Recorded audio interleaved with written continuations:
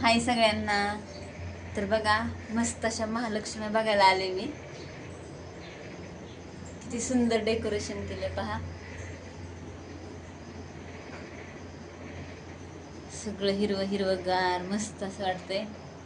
हे पाहू शकता तुम्ही. याच्यामध्ये मध्ये अशा वडाच्या पारंब्या असतात, त्या पारंब्या लावलेल्या, त्याच्यामुळे आणखीनच त्याला शो आलाय मस्त छानपैकी. गणपती बाप्पा बघा किती भारी दिसतात. दोन्ही महालक्ष्म्या एकदम सुंदर असं डेकोरेशन केलेलं आहे पहा.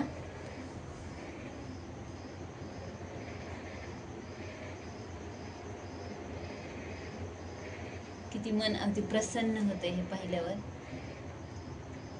झाला तर आजच्या दिवस राहणार, त्या जाणार आता 4-5 वाजता जाणार आहे का नाही.